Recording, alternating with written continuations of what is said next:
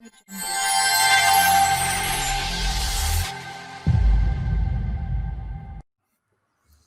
everybody, and welcome to another episode in our 12 Days of Christmas series.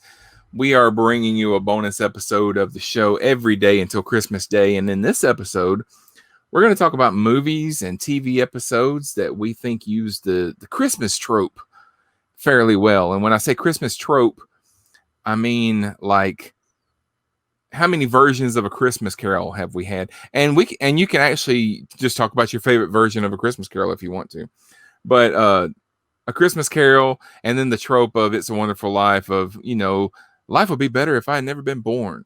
And you can even do like, there's a Christmas trope of like Gift of the Magi? Yeah. Or Miracle on 34th Street.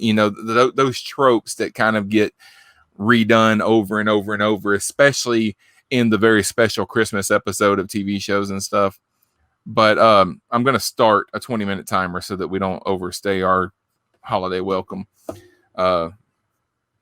So I put this one down because this is one that I've never actually seen, but I knew that probably at least one of you guys have probably seen it and would want to talk about it. But the $6 Million Man did an episode called A Bionic Christmas Carol. And after an accident, a NASA contractor, Steve uses his bionic abilities to convince the gruff, penny-pinching head of the company to change his callous ways. So have either one of you guys ever seen that episode? I probably did. If I remember it, but I watched all of the $6 Million Man, but no, I don't specifically remember that episode. No. The thing with especially like in science fiction shows, people are able to write stories where a character can use whatever science fiction powers they have to do a version of A Christmas Carol. Doctor Who did A Christmas Carol in the Matt Smith. I know, Rick, you don't like it because it's the flying sharks and stuff like that. But they also had a singer on there. I don't remember her name, but she's probably one of the most beautiful human beings ever made. So. You're talking about the Titanic episode. That's a different episode. Oh, is that a different one? Yeah, it wasn't her name Astrid something. Yeah. I don't know the character's name, but the performer that you're speaking of is Kylie Minogue. It was? That's probably it. On the Titanic episode? Yeah, Kylie Minogue. Yeah. All right, now I got to look it up because I okay. I absolutely support your assertion that she is one of the most beautiful humans to ever exist. I just the person who I'm thinking of was not a name I recognized. If you bring up a list of the Doctor's companions, she's listed in that list because technically she was a companion, at least for that one episode. Mm-hmm. So, and it's entirely possible that the Christmas special you're thinking of did have a guest companion played by another performer that I'm just not aware of. But like any other halfway decent film fan of my generation, Jean-Claude Van Damme's starring role in Street Fighter brought me to the theaters, and that's where we saw Kylie Minogue as Cammy. A brilliant cinematic turn. Yeah. Rick is too distracted. He's not laughing at wonderful jokes about Street Fighter being a great movie. The Christmas Carol episode, the companions were Rory and Amy because they were in the TARDIS and they were coming, but there was some kind of time dilation that was making it take a really long time for them to get there. Even though for them it was simultaneous, it was instantaneous, but for the Doctor it was taking forever. So, I wrote this one down. Go ahead. I was just laughing. Scott, I know you had mentioned in a couple weeks ago in a post that one of your favorite versions of A Christmas Carol is Mickey's Christmas Carol. Absolutely. Yeah. It's the only one I think of when people ask about Christmas Carol. I don't even think of anything resembling the original Dickens Christmas. It was Dickens, right? Yeah. Yes. Yeah. I never think of any of his original stuff. I only think of Mickey's Christmas Carol with Scrooge McDuck as Ebenezer Scrooge. Yeah. In a brilliant voice performance by the actor. I feel bad because I have known the name of the actor who originally voiced Scrooge McDuck, who I believe has passed, but he was. Oh yeah, I'm sure. He was doing the voice in that special, and he was magnificent in that one. He brought the funny. It was definitely a Disney characterization of the voice, but when he needed to, he actually gave that Disney animated performance more gravity than you were apt to see in most of the Disney works at the time. Alan Young. Yes, that's right. Is the actor.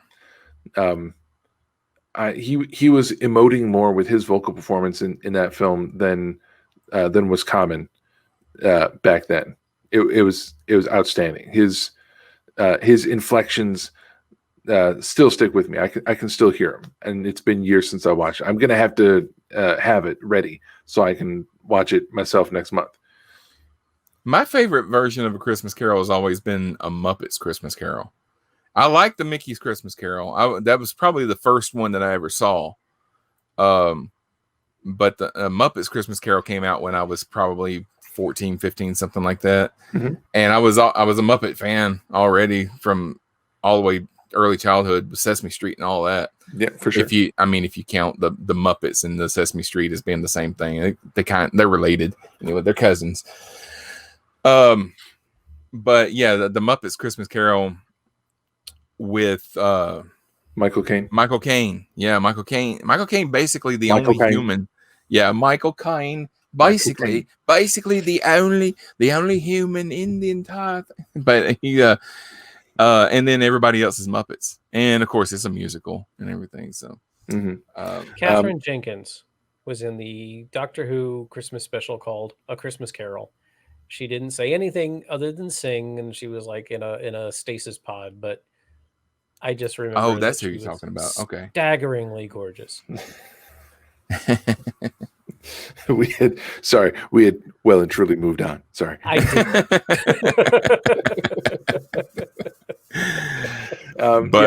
Muppet Christmas Carol is great, and I have a lot of respect for that one. I had seen it, but I wasn't terribly familiar with it until I was married, and Nicole and I watched it multiple times. As the holiday season came around, that'd be one of those movies that we would pop in at least once during the Christmas season, and it was a lot of fun to watch. I give her a lot of credit because she went a little Star Trek fan on it, in that we're watching the copy that we had, and then it jumps a scene, and she's like, wait a minute, there's a scene missing. Hold up, and we have to stop the movie, and she has to figure it out. And they'd cut a song that she remembered, but they'd cut it from the release that we had. So anytime we watched it, we had to pause the movie at that particular spot, and then she would bring the song up on YouTube, and then we all have to watch the song on her phone, and then we can resume the movie on the TV after the song is over. It must have been like a recording from television or something like that. I think it was probably a rip from like I don't think it was a rip from VHS copy, but probably like an early DVD. Okay. But I'm not sure. My problem with the Muppet Christmas Carol is it was the first Muppet movie that came out after Jim Henson's death. And is that true? I believe it is, yeah. And it just didn't work for me. I mean, it was wonderful. It was everything anyone who did not grow up with Jim Henson would want. But there was something missing for me that didn't come back until A Muppet Treasure Island. And I think it was just too close to Henson's death. I think there was. I mean, it just, there was a feeling, there was a subtext, there was a flavor that was missing. And I don't expect anyone appreciably younger than me to even notice it. But and it may have been entirely my, you guys better get this effing right, god damn it. Yeah, the only thing I remember being different was Kermit just sounded different. Well, Kermit sounded different, but Yeah. there was the whole thing though. There was a flavor to it that it was an ephemeral thing that I can't really put my finger on. Particular producers, writers, directors, anyone who has a strong hand in the creation of a property behind the scenes will always find a way, in one way or another, to infuse their own energy into it, or the way that other people work, the way that other people will frame things or shoot things will be affected because of the presence of this person, or the person who is driving the train will choose the people who are making the film, the people who are shooting it, the people who are framing it, the people who are designing it, will choose them because they share the sensibilities that they want on screen. For example, when you're watching a Jerry Bruckheimer produced film, you know you're watching a Bruckheimer produced film. That's just the way it is.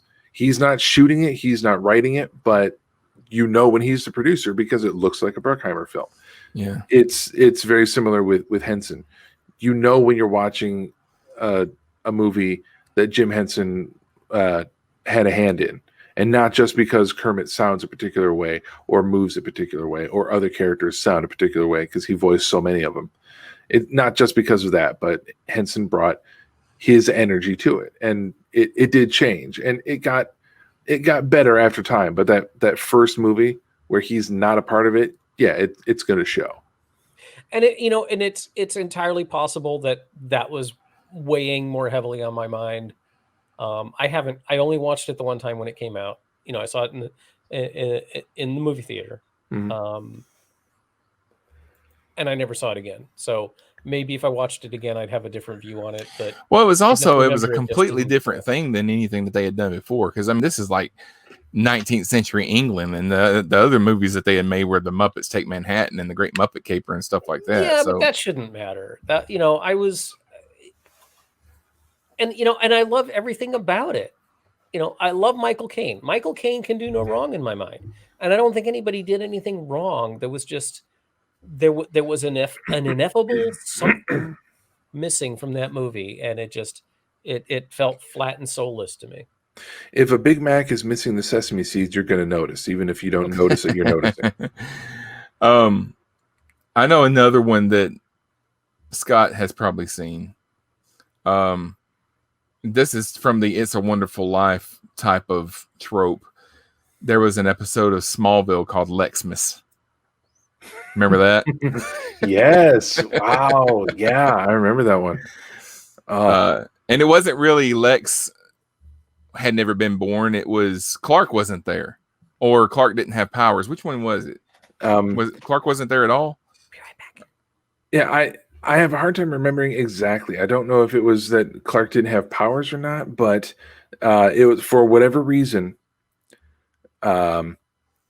Their roles had reversed, and Clark was successful and well off, and Lex was not a mogul. He did not have LexCorp behind him or under him. He was just trying to scratch out a living, but he had Lana. And he was really good friends with the Kents. Like he was at their house all the time, or he may have lived with them. I'm not sure. But basically, he was in Clark's place. I wonder if it had like switched around, like Clark had been taken in by Lionel, and Lex kind of left home because of it, and because it's Lex, he doesn't know that Clark is Superman. Then he wouldn't have had this fantasy of a powered Clark. Would just been a regular Clark. I'm making this up. I really can't remember the episode. I only the story was that he got injured. Yeah, he got injured and he had to go through some kind of surgery. And while he was he was having this fantasy. But the difference in the episode is that when he comes out the other end of it, he's not a better person. He's a worse person. Yeah. Because he had everything that he wanted in this fantasy, and now the fantasy's gone, and it kind of drives him to become more of the Lex that we know from the comics and stuff, which is a bad guy. Right. But yeah, that episode comes back to my mind. I've meant to go back the last couple of years and try and watch it again, but it just hasn't happened. But yeah, there's not a lot of Christmas episodes that I think about as much as that one. But that one is pretty good. And if you were a kid, go ahead, Rick. Are you done talking about? Yeah, go ahead. Because I've never seen I watched the first episode of Smallville and that's it. It gets pretty good. There is a what? It gets pretty good. It's a good show. Just as I don't really care about Bruce Wayne, I don't care about Clark Kent. I'm like Superman and Batman, and that's Clark Kent is Superman. Anyway, that's a whole other show. I will say later on in the series, they introduce enough supporting characters that it helps to take some of the focus off of Clark. How many seasons? 5, 6. I mean, the show is 10 seasons long. Yeah. And he put on the costume in the last episode, right? Well, they said from the very beginning that he wasn't going to put on the costume at all. Exactly why I'm not going to watch it. They worked their way around that a couple times. Like they find a way to cheat and have him fly. They have a way to cheat and have him wear the symbol. They call him the Blur. And some recognizable characters show up in the first couple seasons, and then of course by the time we get to season, I want to say 6, Supergirl is a recurring character, and I think it's also in season 6 where we get a prototype form of the Justice League, and you get a wonderful shot of Clark Kent, Aquaman, Green Arrow, the Flash, and Cyborg all walking towards the camera with a big ass explosion behind them. It is sweet. I'm sure I can look up that picture and not have to watch 5.5 episodes of shit without them. Anyway, there is, I've been saying all along that I have a lot of trouble with these Christmas episodes because I just don't watch Christmas movies. I don't watch Christmas shows. But there is one that I love. Have any of you seen the Blackadder Christmas special? Yeah, with Mr. Bean as Ebenezer Scrooge. No. It's Rowan Atkinson, yes, but he's playing Blackadder, Lord Blackadder, not Mr. Bean. And it takes the whole Christmas Carol trope and turns it on its head. If you've ever watched the Blackadder, especially season 2 or series 2, because it's British, of Blackadder, it takes place in Elizabethan England. And Lord Blackadder is just this absolute bastard. And he abuses everyone, and he sucks up to the queen, and he's got his servant Baldric, who he abuses, and it's hilarious. It's one of my favorite shows ever. And they did a series, a Christmas special where it's a Christmas Carol, but it's in reverse. It's like Lord Blackadder is a philanthropist, and he gives all his money away, and he's helping people, and then he's visited by the ghosts of his wretched alter egos or whatever, and by the end of it, he becomes the absolute asshole that we love to hate in the series. And it just takes the whole trope and flips it over, and it's brilliant. Kind of like, I know Blackadder did like. It reminds me a little bit of an episode of Smallville where Lex is visited by ghosts of a life that he could have had, and then when it's over, he's a worse person. But it's not like we're ever going to talk about that. So there's another. We got I got 2 minutes left on my timer, but I did want to mention, since we talked about the Muppet Christmas Carol a few minutes ago, there's another Muppet movie that came out several years later that was made for TV, and it was called A Very Merry Muppet Christmas Movie, and it was 2002. Kermit's trying to save the Muppet Theater from closing, and he wonders if life would have been better if he'd never left the swamp. So, he gets to see how much worse off all of the other Muppet characters would be. And what I really liked about it was the first time, because this was before that Muppet movie that came out in 2015, 2016, something like that. I can't remember what year, but with Jason Segel. Yeah. Yeah. This was the first time that I remember seeing the Muppet Theater since the Muppet Show, because none of the other Muppet movies have been really about that theater and all that. So Yeah, I know I saw that one once, but I still like better the older Muppet Christmas TV special. I can't remember what they called that specific one, but it took place at Fozzie's mother's house, and they brought in the Muppets. I think you had Emmett Otter's jug band showed up. Mhm. The guy from Fraggle Rock, along with Sprocket the dog, were there. That was a great special. That special was Yeah. really, really good. And then at the end of it, you had Jim Henson in the kitchen washing the dishes and reflecting on how happy he was that they really seemed to be enjoying themselves. Yeah, this Come on, was Sprocket. after, because at this point in 2002, I think this was before Disney had bought them. So what was going to happen with the Muppets was still kind of up in the air. They weren't making theatrical movies anymore. Mhm. They didn't have a Disney TV bought them show. before that. Huh? Disney bought Do them what? before 2002. Oh, really? Well, they weren't really doing anything with them. Well, the last time I went to Disney MGM was in 1996, and Here we go. Disney had just acquired the Muppets. I could be wrong. Okay. But You may be right, but they weren't really doing anything with them. So they weren't there were no theatrical movies. There was nothing really happening on TV, and then this movie came out, and then we didn't get anything from the Muppets again until the Jason Segel movie, which was over a decade later, and then we got the Muppet sitcom that happened a few years ago, which I liked. Oh shit! I was very wrong. Disney didn't get them until 2004. Oh, but they may have been at Disney World because now that you mention it, Star Wars was at Disney World before the actual acquisition. I remember jokes about the Muppets and Disney had been sleeping together for years, and they just finally got married. Now I went to they have a Muppet show at Disney World that I think is great, and it's Muppets 3D. Yeah, when you go in, you feel like you're going into the Muppet Theater. Yep. And the film is all in 3D and everything, and it's very realistic. So yeah, I remember that one. That one was well put together. I enjoyed that. All right, I'm going to draw a curtain on this episode. Muppets. We're going to be back.